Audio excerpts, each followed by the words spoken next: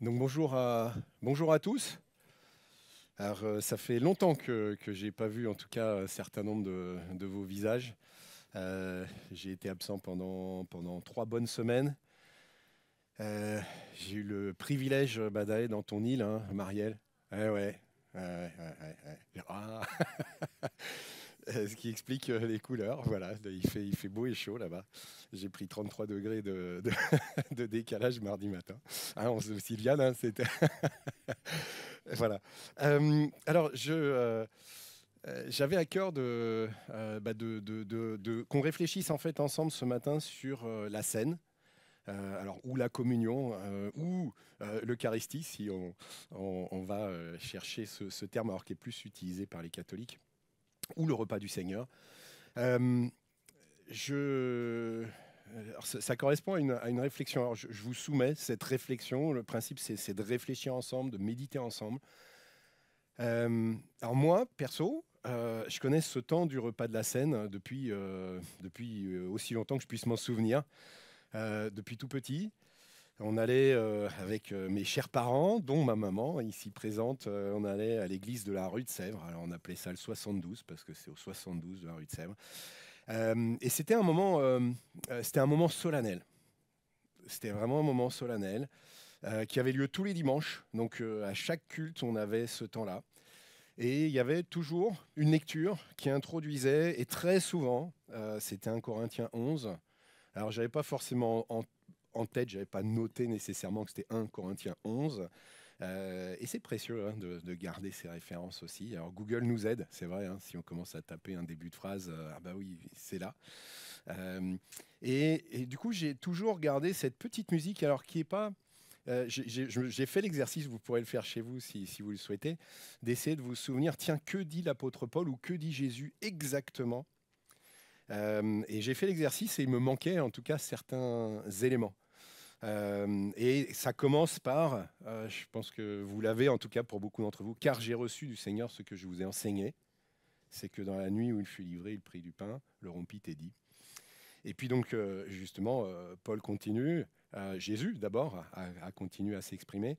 Et donc, on va rentrer vraiment dans ce que Jésus a dit, dans ce que Paul aussi a dit, et essayer d'avoir une vue qui soit peut-être plus complète que ce que on peut avoir l'habitude d'avoir ou qu'on peut avoir perçu, reçu au fur et à mesure pour ceux qui ont grandi dans l'Église, de finalement ce qu'on a reçu comme ça, puis ceux qui se sont convertis, qui venaient pas du tout d'un milieu, alors soit chrétien, soit alors catho parfois, mais qui, du coup, on arrive peut-être avec des idées, des choses qui sont pas, probablement pas fausses, mais probablement incomplètes. Alors, je prétends pas être complet dans ce que je vais vous apporter ce matin. J'essaye, j'espère que ça va l'être. Euh, Quelque chose, moi, qui m'a interpellé récemment, c'est que vraiment, j'ai grandi. Alors, je ne sais pas si c'était l'enseignement ou si c'était la façon dont je l'ai entendu, mais j'avais vraiment cette phrase, hein, que c'est dans Luc, ça, faites ceci en mémoire de moi. Et du coup, pour moi, dans la scène, c'était surtout et avant tout un symbole, jusqu'à ce que je réfléchisse à ce que ça signifie. Notamment parce que quand j'ai prêché la fois passée sur Jean 6, je suis resté bloqué pas mal, je vous l'avais partagé, hein, sur ce passage de Jésus qui dit celui qui boit mon sang et qui mange ma chair.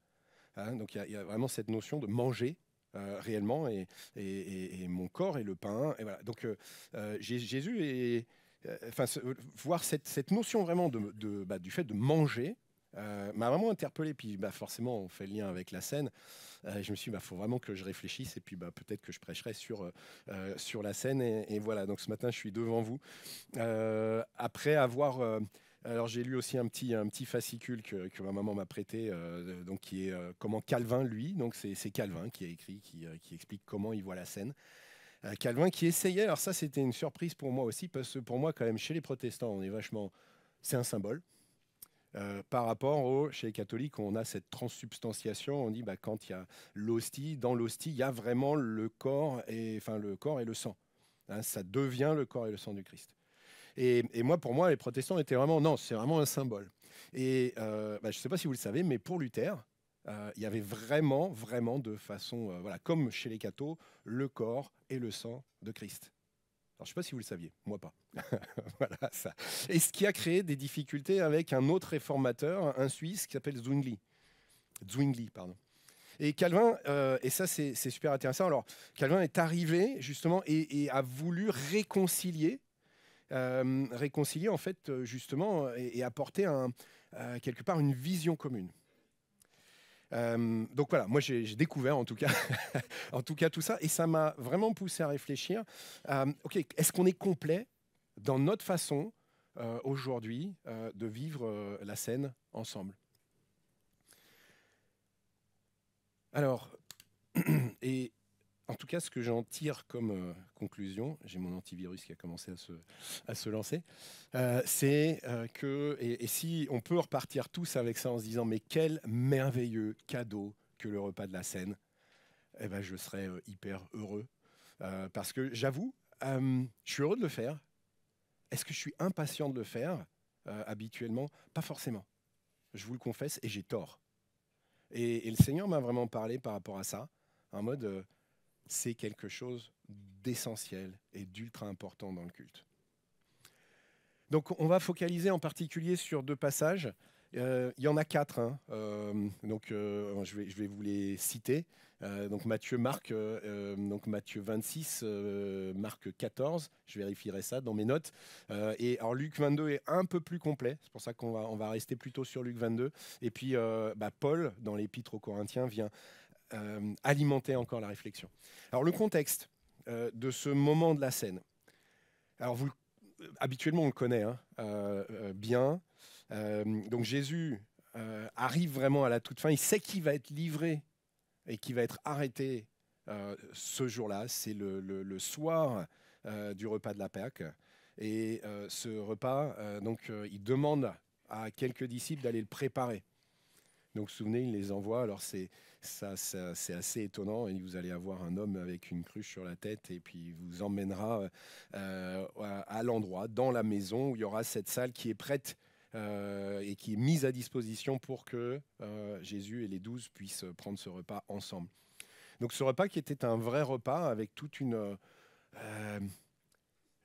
peut-être une liturgie, on va mettre ces mots-là. En tout cas, ça se déroulait d'une certaine façon, avec des étapes. Il y avait une coupe, une deuxième coupe, une troisième coupe, une quatrième coupe. La troisième coupe, c'était la coupe de la bénédiction. Vous voyez, donc il y avait vraiment quelque chose de construit, un temps très très libre de repas, vraiment, de ce que j'ai lu.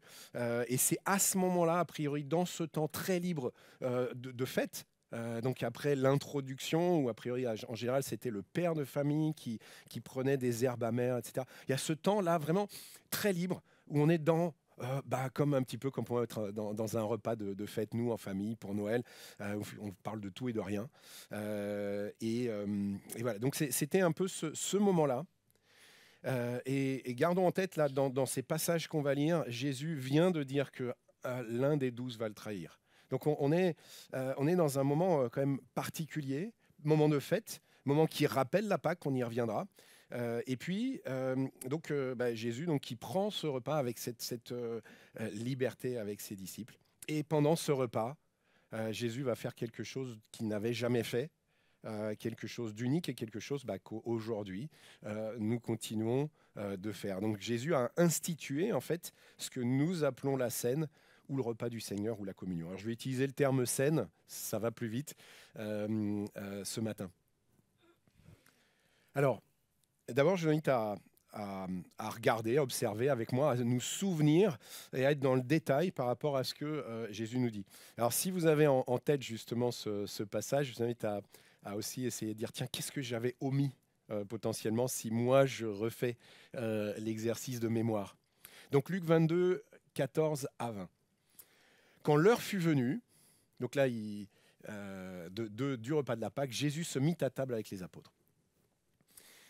Il leur dit, « Combien j'ai désiré prendre ce repas de la Pâque avec vous avant de souffrir. » Alors ça, ce n'est pas dans les autres évangiles, il n'y a que Luc qui rapporte ça, mais j'avoue que moi, ça me touche. Ça me touche de voir comment Jésus avait ce côté extrêmement humain et extrêmement proche.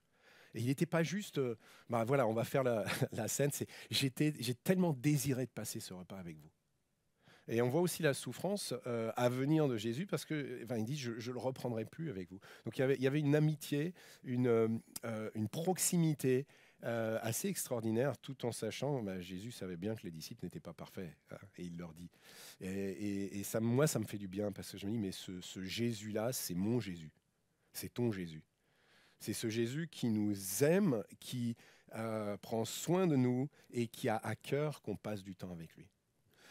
Donc, verset 16. « Car, je vous le déclare, je ne le prendrai plus, ce repas, jusqu'à ce que son sens soit pleinement réalisé dans le royaume de Dieu. » On va y revenir. Le sens de ce repas, le sens de la Pâque.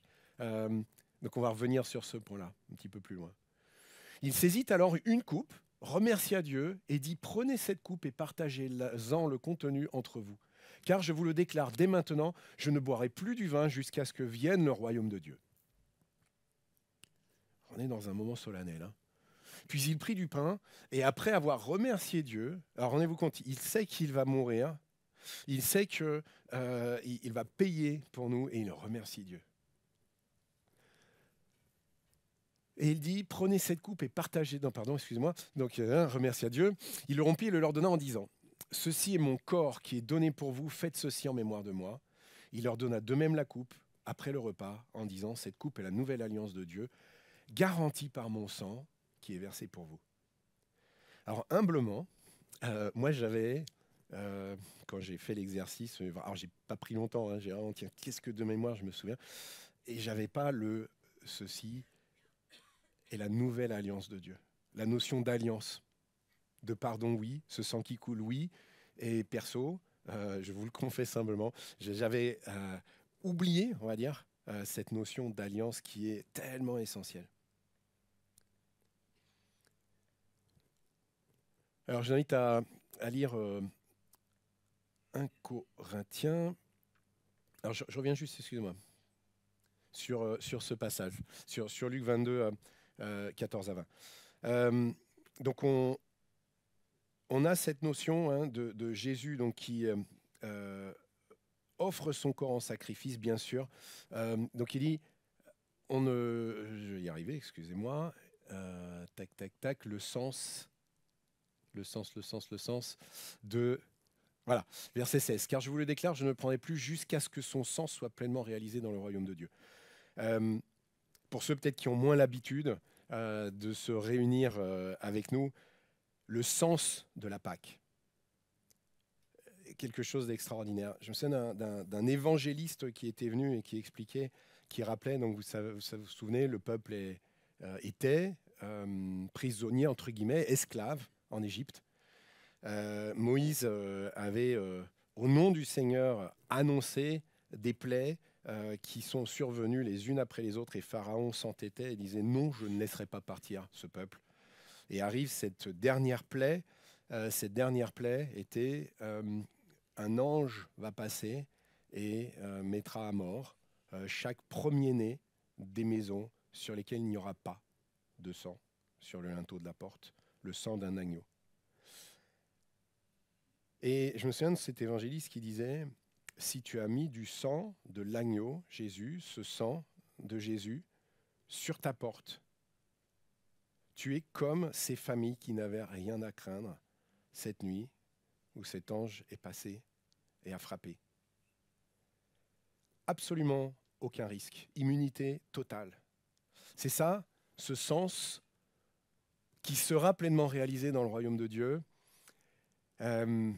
Jésus n'est pas encore revenu, le jugement dernier n'a pas encore eu lieu, le jour où il aura lieu, parce que le royaume de Dieu aura été accompli. Alors, nous pourrons constater que le sang de Jésus nous a sauvés, réellement. On sait qu'il va nous sauver. Et donc, Jésus annonce ça. Et cette image de la Pâque, elle est fantastiquement forte. Moi, j'avais été interpellé, pourtant, encore une fois, j'ai grandi dans ce milieu. On dit, oui, Jésus est mort pour toi. Oui, son sang a coulé. Et quelle puissance de se dire, mais sur ma vie, sur le linteau de la porte de ma vie, j'ai mis le sang de l'agneau. Je n'ai rien à craindre. on voit Jésus qui remercie Dieu. Alors je lisais, je ne sais plus où, tout récemment, que Jésus a pris ce temps de prier après et avant, mais assez après, on est au jardin de Gethsémanée. Et que quand Jésus remercie, il y a cette notion de « je sais aussi que tu vas m'accompagner, que tu vas être avec moi. Tu es tout-puissant, tu es souverain. » Donc Jésus, dans cette situation, est capable en tout cas de remercier. Et puis donc, bien sûr, elle nous dit, voilà, ce pain, c'est mon corps donné pour vous. Ce vin, c'est mon sang. Et c'est cette nouvelle alliance. Et on va revenir sur cette nouvelle alliance. Donc je vous invite à lire 1 Corinthiens 11 maintenant, versets 23 à 30. Donc, et en effet, dit Paul, aux Corinthiens, les Corinthiens qui visiblement ont... vous imaginez un petit peu, hein, les tout premiers chrétiens, on le lit en Acte 2, persévéraient dans l'enseignement des apôtres, dans la communion fraternelle, dans la fraction du pain. Donc on voit que la scène restait importante et dans la prière. Okay, donc imaginez, Jésus est mort et ressuscité, les premiers chrétiens se réunissent, voilà leur quotidien quand ils se rencontrent. Et puis ça continue. L'apôtre Paul évangélise des églises secrètes de droite, de gauche. Les Corinthiens, au début, sont probablement très bouillants. Puis vous connaissez toutes les remarques. Hein, vous regardez le début d'un Corinthiens 11. Visiblement, la scène, c'est devenu du grand n'importe quoi à l'église de Corinthe. On se réunit pour manger. Alors, peut-être qu'on peut réfléchir, nous aussi, à parfois intégrer la scène dans un de nos repas fraternels, parce qu'il y avait en tout cas cette logique de on fait comme Jésus avec ses disciples, on se réunit pour manger, et puis on a ces temps de souvenirs, et plus que de souvenirs d'ailleurs, mais ces temps de scène. Et donc ils étaient là, puis on se rend compte que certains venaient que pour manger, ils avaient mangé avant les autres, il y avait ceux qui avaient de l'argent qui mangeaient gras et bien, et d'autres qui regardaient les autres manger. Voilà. Et là, Paul les reprend, et leur dit, c'est impossible, vous ne pouvez pas continuer comme ça, il n'y a pas d'unité, il n'y a pas d'amour, c'est chacun pour soi, il y en a même qui sont ivres. Voilà. Donc ça, c'est le contexte de ce passage. Et donc, Paul dit, voilà, j'ai reçu ça du Seigneur, le Seigneur Jésus, dans la nuit où il fut livré, prit du pain. Et après avoir remercié Dieu, il le rompit et dit, ceci est mon corps qui est pour vous, faites ceci en mémoire de moi. De même, il prit la coupe après le repas et dit, cette coupe est la nouvelle alliance de Dieu, garantie par mon sang. Toutes les fois que vous boirez, faites-le en mémoire de moi. En effet, jusqu'à ce que le Seigneur vienne, vous annoncez sa mort toutes les fois que vous mangez de ce pain et que vous buvez de cette coupe. On va voir pourquoi en fait on le fait, et ça on va voir ça un petit peu plus loin. C'est pourquoi, alors ça on a tendance à un peu l'oublier, et à pas forcément le lire. C'est pourquoi celui qui mange le pain du Seigneur ou boit de sa coupe de façon indigne se rend coupable de péché envers le corps et le sang du Seigneur. Qu'on voit l'importance quand même de réaliser ce qui est en train de se passer au moment où on prend la scène. Que chacun donc s'examine soi-même et qu'il mange alors de ce pain et boive de cette coupe. Car si quelqu'un mange du pain et boit de la coupe sans reconnaître leur relation avec le corps du Seigneur, il attire ainsi le jugement sur lui-même. C'est pour cette raison que beaucoup d'entre vous sont malades et faibles, et plusieurs sont morts. On n'est pas dans quelque chose de léger. Hein. Et on va réfléchir ensemble justement. Pourquoi on n'est pas dans quelque chose de léger? Alors, ça peut paraître un peu évident quand on prend le temps d'y réfléchir. Et à côté de ça, quand on a, comme moi, grandi avec cette habitude de vivre ce temps de la scène, parfois on a tendance à le prendre peut-être de façon très légère. Parce que c'est une habitude. Parce que c'est devenu, entre guillemets, un peu un rituel. Et je pense que c'est vraiment tellement essentiel de réfléchir et reméditer à ce que ça signifie. Alors, comment vivre ce moment de la scène par rapport en synthèse finalement par rapport à ce qu'on a lu ensemble? En premier lieu, le vivre vraiment comme un moment solennel, sérieux, engageant. Nous annonçons la mort du Seigneur. Ce que nous dit ce passage. Premier sujet, pourquoi est-ce que vous faites ça? Ce que nous a dit Corinthiens. Vous annoncez sa mort toutes les fois que vous mangez de ce pain et que vous buvez de cette coupe. Donc vraiment, une des vocations de ce temps, de la scène, c'est d'annoncer la mort de Jésus. Son sang a coulé pour sceller une alliance qui nous sauve. Son corps a été brisé pour nos péchés. Le péché de beaucoup. Il y a les deux, quand on lit les 4 passages, il y a alternativement pour vous, pour vos péchés, pour le péché de beaucoup. Son sang a coulé pour sceller une alliance qui nous sauve. Si quelqu'un était mort pour l'un d'entre nous, admettons qu'il y a une rixe dans le métro, cette personne est venue, s'est interposée, nous a sauvé la vie. Je pense qu'au moment où on réfléchirait à cette personne, on ne serait pas en train de se dire, de le prendre à la légère. Je pense qu'on aurait nos tripes qui seraient engagées dans cette pensée-là. Et du coup, un moment solennel, comme quand on rend hommage à quelqu'un. Donc prenons vraiment ce moment comme un temps solennel, sérieux et engageant, où nous annonçons les uns aux autres, Jésus est mort. C'est un moment qui doit absolument déclencher notre reconnaissance. Encore une fois, son sang a coulé pour sceller l'alliance nouvelle qui nous sauve. Le sang qui coule était une marque très très forte d'engagement dans les alliances. Et Abraham, première alliance entre Dieu et un homme, Abraham qui découpe des animaux en deux, il y a du sang qui a coulé. Et là, pour cette alliance en particulier, pour que le péché de beaucoup soit éliminé, pour que mon péché soit éliminé, il fallait que le sang de Jésus coule. Donc Jésus devient cet agneau de la Pâque de l'Ancien Testament, et c'est Jésus qui devient cet agneau unique de ce sang que l'on peut mettre sur notre vie. Donc ça doit absolument déclencher notre reconnaissance. On ne peut pas juste rester dans « j'annonce la mort ». C'est aussi un moment qui a fermi notre foi, par ce qui y est rappelé. Qu'est-ce qui y est rappelé ?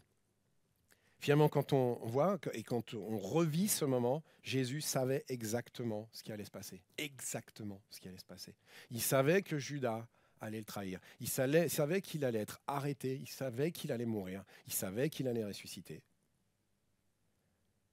Et c'était annoncé dans l'Ancien Testament aussi par les prophètes. Mais Jésus nous dit qu'il y aura ce royaume de Dieu, qu'il boira du vin nouveau et qu'il boira du vin nouveau avec les disciples. Et on a cette dimension de fête aussi. Et on a ce Dieu de la joie, ce Dieu de la fête. Et donc, mais vraiment, affermissons notre foi.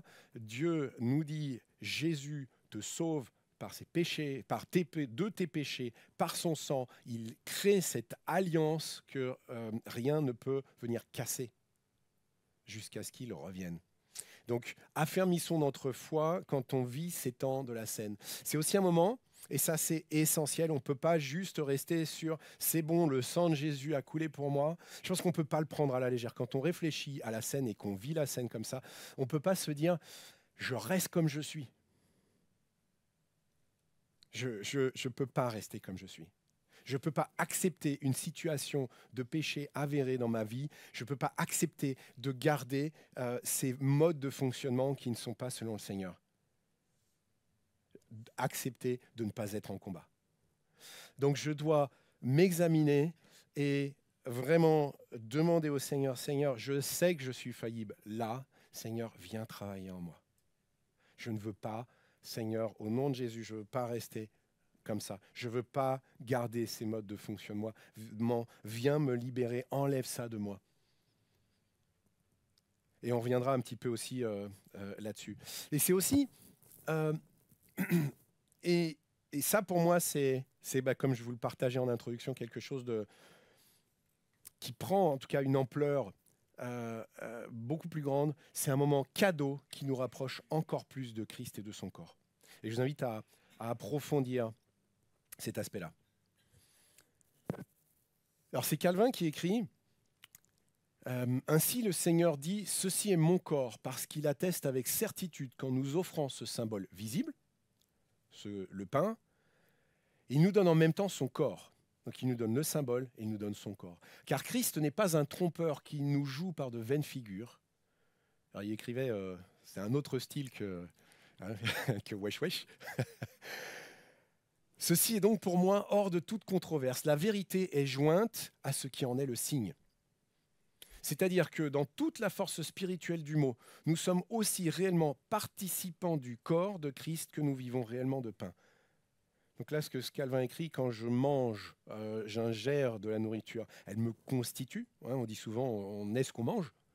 Alors attention à ce que vous mangez. Hein. McDo.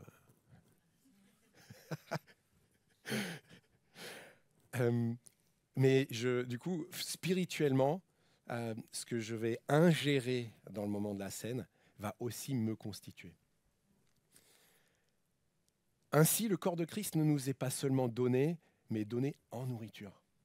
Et ça, c'est effectivement, il n'a pas juste dit, tiens, je brise le pain et je le mets de côté. C'est je brise le pain et prenez, mangez. Il y a beaucoup plus que juste le symbole.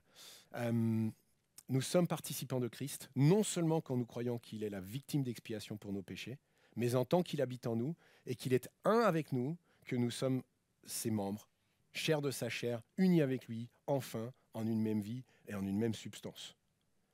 Fort, hein, ce qu'écrit Calvin. Alors, voilà. La doctrine réformée, ça c'est intéressant aussi, écrit que lorsque notre corps reçoit le pain et le vin avec foi, notre âme est alors nourrie du Christ tout entier, dans son humanité et sa divinité, et avec tous ses bénéfices dans notre progrès pour la foi. Et donc, moi, finalement, je me dis, mince, entre guillemets, mon héritage protestant, c'est pas juste du symbole, c'est beaucoup plus que du symbole. Alors vraiment, méditons. Et je vous invite à méditer et à réfléchir à ça cet après-midi, ce soir, dans votre culte le matin, etc., à la présence de Jésus de façon toute particulière dans la scène. On n'est pas juste dans le symbole. On parle souvent en Église, je pense que vous avez tous entendu, dans la louange, vraiment, j'ai ressenti la présence du Seigneur ce matin. Vous l'avez entendu, j'imagine. Parfois dans la prédication. On le dit un peu moins. Hein. C'est vrai. On est moins dans l'émotion dans la prédication en général. Donc on est moins dans le ressenti. Et quid du temps de la scène? Est-ce que on ressort de ce temps de la scène en disant j'ai ressenti la présence physique de Jésus en moi? Alors que le symbole est là. Et plus que le symbole, la parole nous dit, voilà, c'est mon corps, c'est mon sang. Ingérez-le. Et la scène donc renvoie à Jean chapitre 6, où on a vraiment cette notion d'être fusionnel avec Jésus. Et Jésus qui nous dit « Je suis le pain de vie, hein, celui qui mange ma chair et qui boit mon sang a la vie éternelle, et je le ressusciterai au dernier jour. » C'est, pour ceux qui me connaissent, vous savez que j'aime bien écouter Francis Chan, donc, qui est un pasteur américain d'origine hongkongaise, qui a grandi dans un milieu baptiste traditionnel et qui, finalement, explique ce que je suis en train de dire, où il a vraiment connu et grandi avec la communion comme étant quelque chose de symbolique. Un petit peu, on a l'habitude de le faire et on le fait. Et qui explique, alors, il y a pas mal de messages à ce sujet-là, que sans comprendre comment ça se passe, on ne peut pas nier que la parole nous dit qu'il y a cette présence physique de Jésus dans la scène. Donc ne cherchons pas nécessairement à tout intellectualiser, à comprendre mais comment ça se passe. Mais acceptons que le Seigneur nous fait ce cadeau extraordinaire que quand on prend ensemble le pain et le vin, eh bien, il vient faire quelque chose en nous, spirituellement, d'absolument extraordinaire. Alors, c'est aussi un cadeau, quand Jésus finalement institue la scène, toute la Bible nous dit que Christ est la nourriture de nos âmes, dispensée par la parole.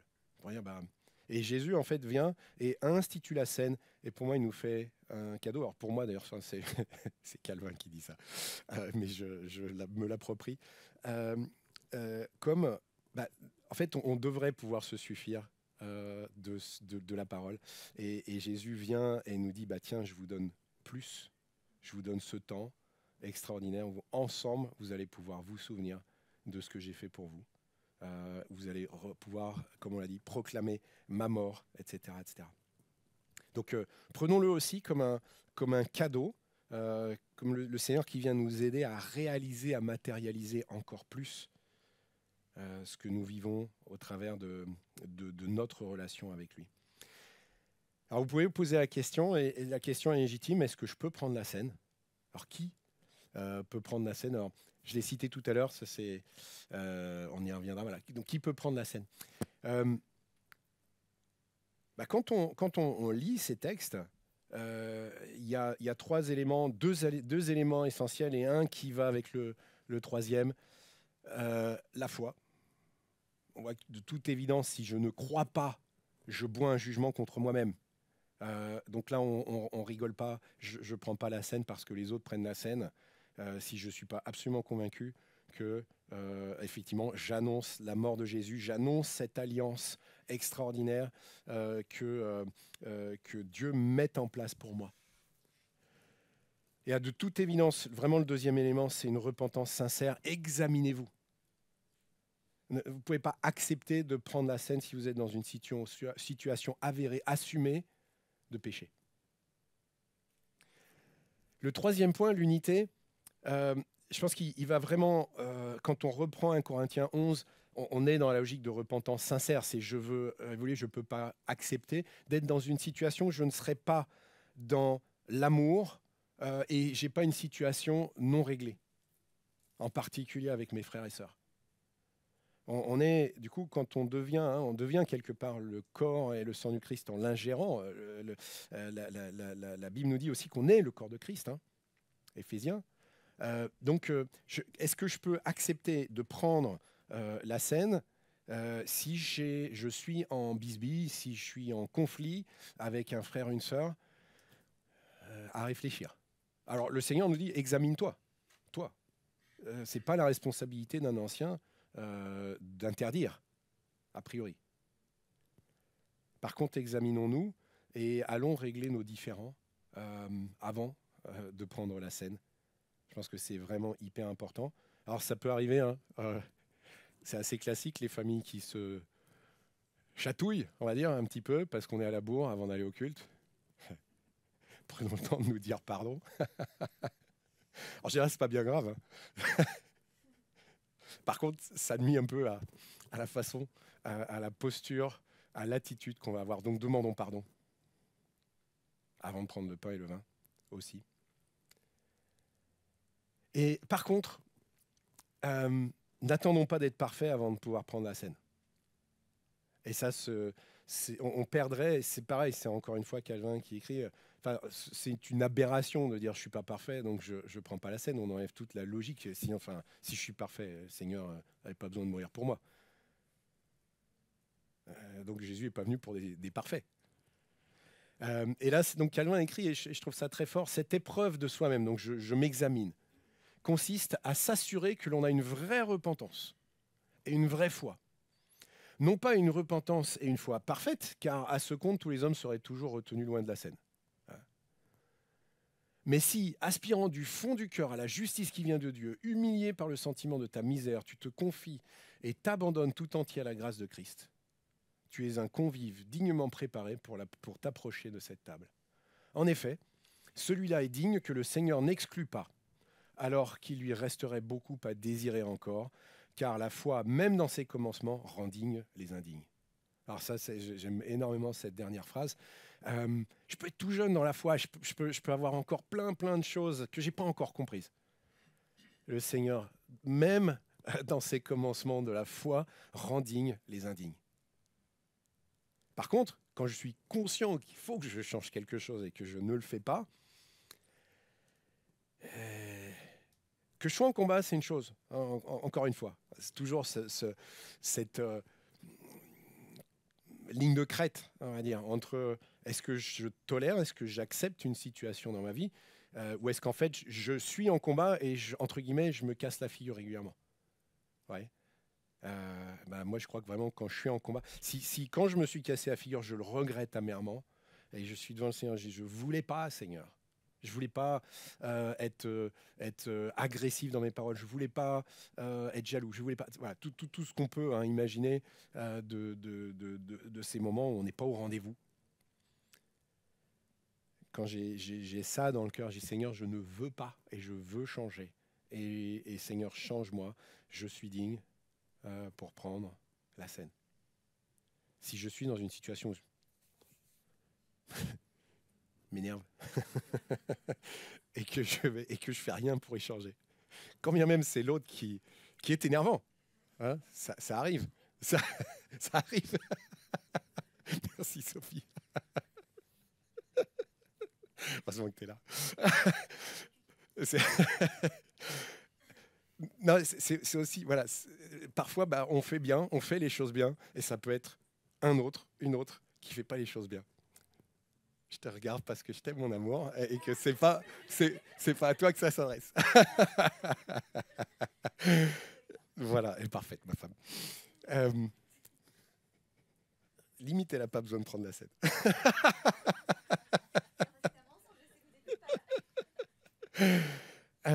Voilà, donc vraiment, en tout cas, super important. Parce que je pense qu'on pourrait être amené à se priver de la scène pour les mauvaises raisons, et à contrario, on pourrait prendre la scène sans s'examiner.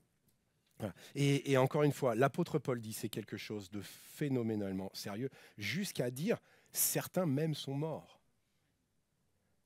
Donc vraiment, examinons-nous.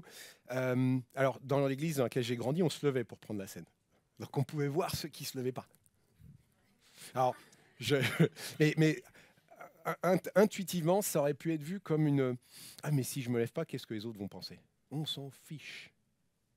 À la rigueur, les autres, normalement, si c'est bien des frères et des sœurs, y en a un ou deux qui va me dire « Comment tu vas ?» Et pas « Oh, il va pas bien. » Non, ça peut arriver aussi. Akli, il n'a pas pris la scène. On va prier pour lui. Alors non, on va prier. On va lui poser la question, comment tu vas, mon frère? Est-ce qu'il y a un sujet sur lequel je peux prier avec toi? Voilà, donc, mais vraiment qu'on soit dans cette logique de on est ensemble, on est ce corps, et cette unité, encore une fois, qui est absolument essentielle. Alors je vous invite à conclure, et puis on va prendre justement le pain et le vin ensemble. Ce temps fort de mémoire, d'introspection, de remise en cause, de gratitude, de rappel de la grâce, du prix payé pour mon péché, pour notre péché. Moi, je l'avais intégré, en tout cas, pas trop mal. Cette notion, alors, justement, de corps, au moment où on prend la scène, j'avoue, je l'avais pas forcément bien intégré. C'est pas juste Jésus et moi, c'est pas juste Jésus qui m'a sauvé, qui nous a sauvés, et puis c'est cool, on est ensemble. Non, c'est plus encore. C'est je dois aimer ce corps. Jésus s'est donné et nous invite tous ensemble, en même temps, à prendre ce repas. Donc, voilà, ça m'a aussi beaucoup parlé. Je dis, tiens, quand je vais prendre la scène, je ne vais plus la prendre de la même façon non plus, parce que je vais être encore plus dans le ensemble. Cette présence de Dieu, là, donc je vais vous inviter vraiment, quand on va prendre le pain, quand on va prendre le vin, à dire, Seigneur, oui, viens et nourris-moi encore plus de toi. Et je prends ces éléments comme, oui, étant ton corps qui vient de me nourrir, ton sang qui vient m'alimenter, qui vient me donner la vie. Voilà, donc Jésus nous dit, ceci est mon corps, ceci est mon sang. Et d'une façon mystérieuse, il y a plus que du symbole dans ce qui se passe. Dans le symbole, il y a déjà énormément de puissance. Hein, je décide de m'associer particulièrement, je fusionne avec Jésus. Mais donc je crois, sur ce que j'ai pu lire, de Calvin, etc., qu'il y a encore et encore plus de Jésus qui vient s'incorporer en nous, incorporer en nous. Si tu n'es pas à Christ, si tu ne connais pas encore ce que Jésus a fait pour toi, euh, je t'invite à prier simplement et à demander à Dieu de te permettre de comprendre l'œuvre de Jésus à la croix. Ce sang qui a coulé, ça peut paraître bizarre, qui vient laver toutes nos erreurs, qui vient sceller une alliance où nous n'avons rien à apporter. C'est quand même particulier cette alliance, hein. C'est en général une alliance entre un roi, un pays et un pays, c'est que l'autre peut m'apporter quelque chose. On n'a rien à apporter à Dieu. Et pourtant, Dieu nous dit, je te propose cette alliance et je fais couler du sang. Ce sang, c'est mon propre sang, c'est le sang de mon Fils. Donc Dieu est venu vers nous pour nous tendre la main dans une démarche d'amour absolu. Dieu est amour.